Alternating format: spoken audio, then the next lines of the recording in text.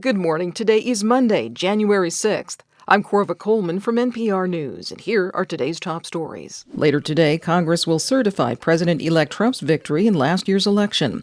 4 years ago today, a mob of his supporters attacked the U.S. Capitol in a failed effort to keep him in power. NPR's Tom Dreisbach says afterwards, hundreds of rioters were put on trial. Most defendants pleaded guilty. The people that went to trial were virtually all convicted by juries or in some cases by judges.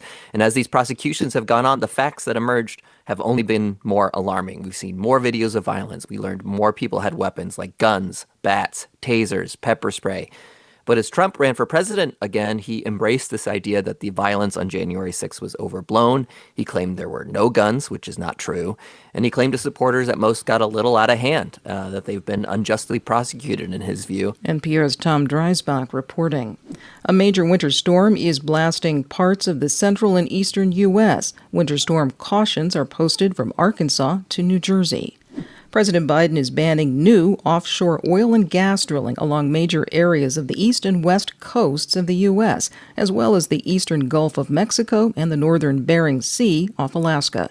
NPR's Jeff Brady reports Biden says the move is part of his effort to address climate change. President Biden is issuing protections from future drilling for more than 625 million acres of coastline. The oil industry has not shown a lot of interest in these areas. Still, the American Petroleum Institute criticized the move and urged Republicans to do all they can to reverse it.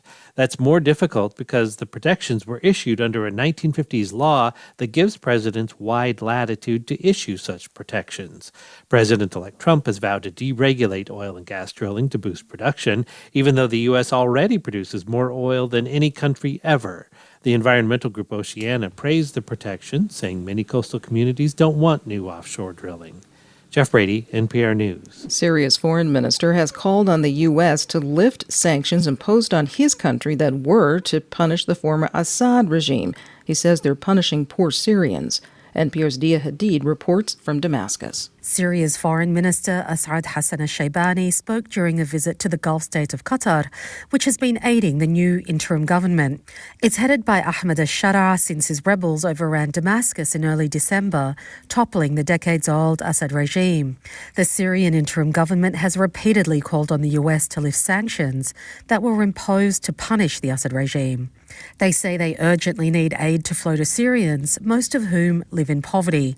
There's also an urgent need for reconstruction after the former regime flattened swaths of major cities in its quest to destroy rebels opposed to its rule.